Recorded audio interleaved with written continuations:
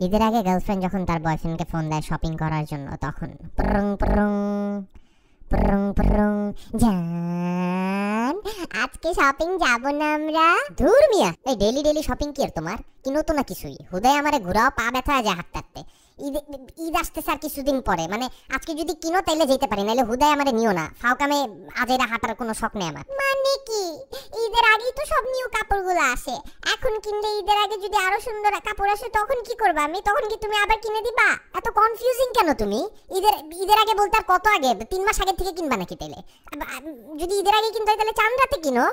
হুদাই আর আজকে গিয়ে কি করবা? একই তো কাজ করবা, 7-8 ঘন্টা ঘুরবা, কিনবা তো না আবার কিছুই। চাঁদ রাতে যদি ভালো কাপড় শেষ হয়ে যায়, তাই ডেইলি ডেইলি যে ফলাপে থাকতে হয়, বুঝছো? পাইলি চট করে কিনে ফেলবো। চলো না এবার তো মনে করো কাপড়ও টেলারের কাছে দিচ্ছি না, রেডিমেডই কিনবো। আবার অল্টারের ব্যাপার আছে না, উফ।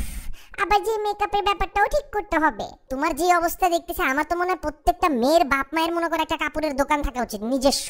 তোমার এই সব আমি পাগল হয়ে যেতেছি। মানে এত কি তোমার কাপড়ই কিনা হইলো না, আবার মানে মেকআপ আইছো ঝাড়াইতে তুমি? এই তুমি এত কিছু বুঝতে চাও কেন?